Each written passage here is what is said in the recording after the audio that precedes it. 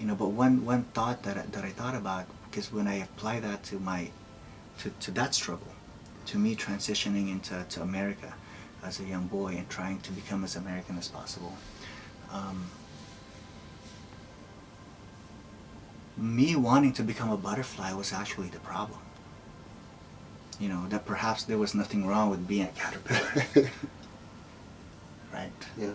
Um, yeah, and so that's just one thing that I hope we kind of think about more deeply when we think about transformations, is what are we trying to transform to, Yeah. right? And who's deciding that it's better to transform to that next phase? Yeah.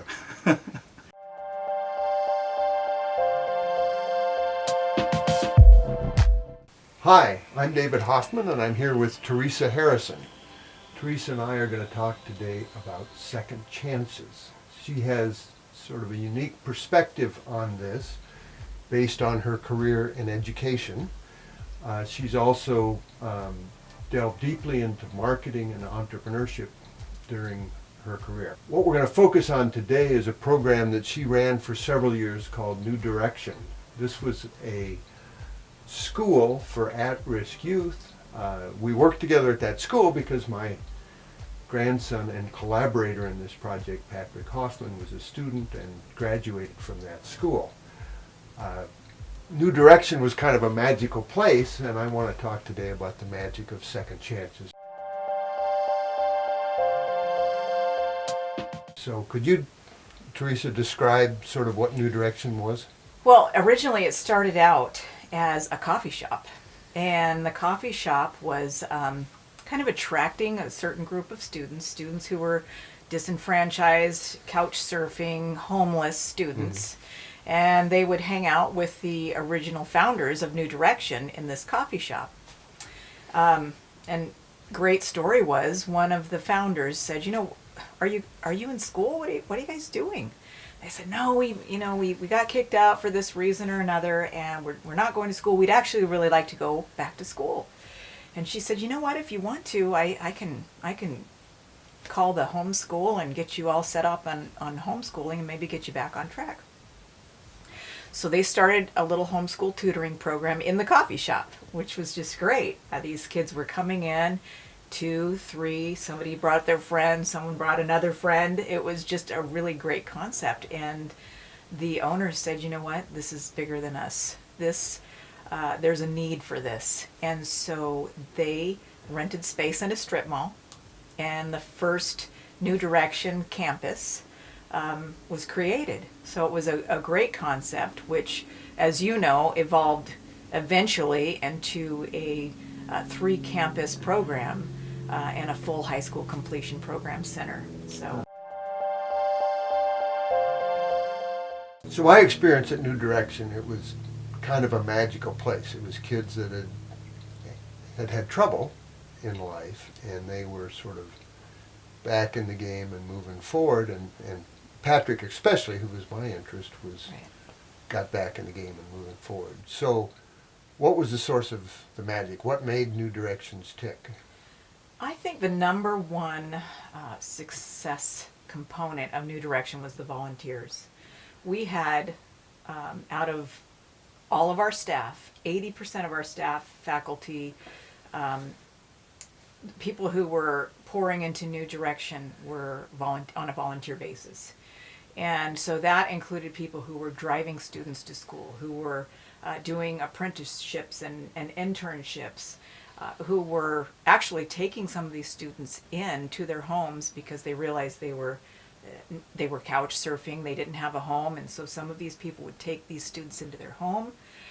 They were doing the tutoring, they were doing the guidance counseling. We had certified counselors who were coming in, speakers. All these people were pouring into these students, and I think as soon as the students understood how many of these people were not only doing this and doing it well, but they were doing it on their own time, there was buy-in. There was an absolute buy-in because they just felt such gratitude. Mm-hmm. Not only that, it kept the costs low for us. So we were able to offer the program at absolutely zero cost to the student. I I never really knew what your job title was. I just knew you were the godmother. You did teaching, you did administration, you did coaching, you did discipline, and what I knew was that you had a huge passion. And where did that passion come from in your life?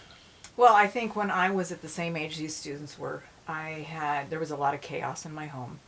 And that chaos led to an attendance issue in high school, starting in middle school. Terrible attendance. Actually got kicked out of middle school for poor attendance. They wouldn't take me any longer. And so that continued on throughout my high school years. And low attendance, of course, there's a spiral, and you become a low attendance student, and then you become a student who has underdeveloped skills. You never reach your full potential. You lose a lot of academic, not just standing, but you lose a lot of academic foundations. You just don't have what the other students have because of those absences. And in my sophomore year, I had a teacher. He was just a great guy, retired military, grandfather type, wore a bow tie every day, wasn't the coolest guy at the school. But he just took a real interest in me, a real grandfather figure, and started talking to me about goals and goal setting. And what he was really doing was being a life coach, being a kind of a discipleship person to me, a guide of sorts. And he actually got me on the track with our guidance counselor to start school in the fall of preceding my senior year. And I actually ended up being the first person in our family to graduate with a college diploma. And I feel in large part it was because of him and his influence. And so I just wanted to recreate that same thing for students in the Anchorage area. Mm-hmm. So how were you able to create a healthy environment that allowed for second chances for those students that really wanted a second chance? Well, I think the number one was creating that mentorship program so that the students had, it immediately as they were enrolled, we set them up with not just one, in some cases, several mentors that would help guide them through the rest of their educational process and just life in general. And the second thing we did was really invested students into a strength-based program. So we would try to find out what their aptitudes were career-wise, and just personality testing and Strength Finder 2.0, and just really try to get a hold of, what their interests were, not just for post-secondary education or for purposes of going into the trades, but to find out what made them tick, what drove them, so that they could come up eventually with their own realization. I have what it takes. I have what it takes to be a part of a community and a successful member of our community. Mm-hmm. So I think that was the strength.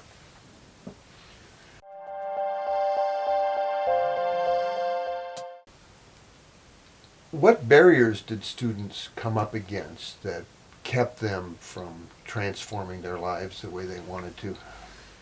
I think number one is just the lack of family support. A lot of these students didn't have they had zero adults in their life that they could depend on. A lot of them were, in fact, I think roughly 50% of the students who were at the New Direction Resource Center were living with grandparents. So that's already after things had blown up and they had been, they'd had some turmoil in their lives, and they ended up living with grandparents. The fact is, when you have a student who has that lack of support, they're going to have attendance problems. They're not going to be motivated. There's no accountability. And so I think that lack of support and family support is a huge deterrent for these students. Mm-hmm.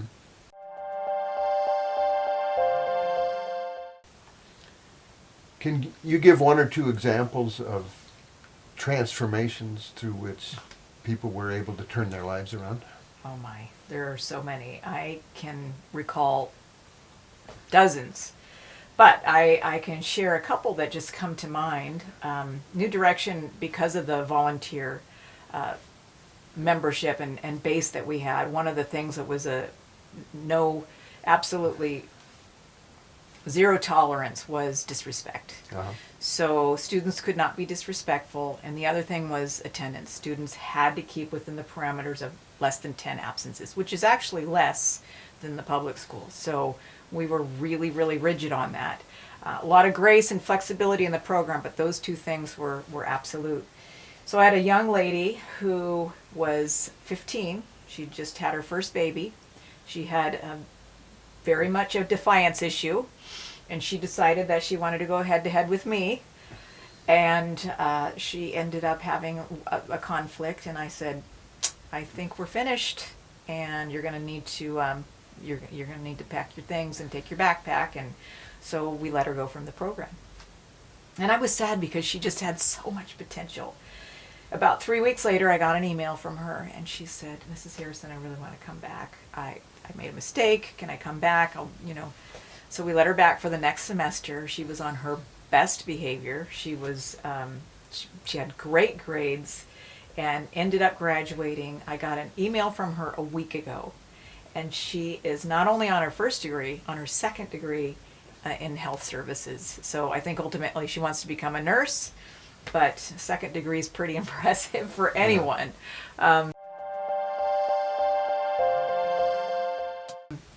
And then I just remember one other, I have to just mention him because he's one of my favorites. Still comes to my house for barbecues. I love this kid. And he was in a position where his mom was deceased in his middle school years. His dad ended up incarcerated. And ultimately he ended up in the juvenile detention system. He called me he had been in New Direction program, and then he left. And he called me from juvenile detention, and he said, I need to go back to school. And I looked at his transcripts, and I said, you're going to be a super senior. You just need to know that right off the bat, which is a 5-year senior. And he came back, graduated, never saw a student dance across the stage like this particular student. He was adorable, and ended up doing really well, went into construction, and is now pursuing a degree in construction management. Okay. Well, thank you for your thoughts, your lessons, and thank you for all that you've done for the community through New Direction and other endeavors of yours. It's my pleasure.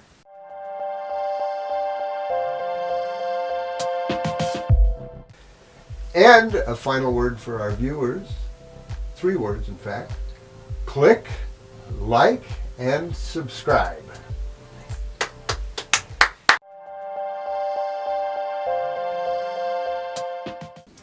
Continuous roaming around. That was definitely a challenge in my life. I was able to experience living in a very small village on the river, which is about 200 people or less at that time. And then we moved over to Boston, which is a culture shock. I experienced it over there of learning about my own native identity and learning that I was being bullied. And I learned how I got uncomfortable in my own skin. I remember one thing specifically is we always loved to eat smoked salmon strips. Yes. And you were in 4th grade and you took smoked salmon strip to lunch with you, and what happened? Oh, when I was eating lunch, another schoolmate came up and grabbed my salmon and went and threw it in the trash. Bye-bye.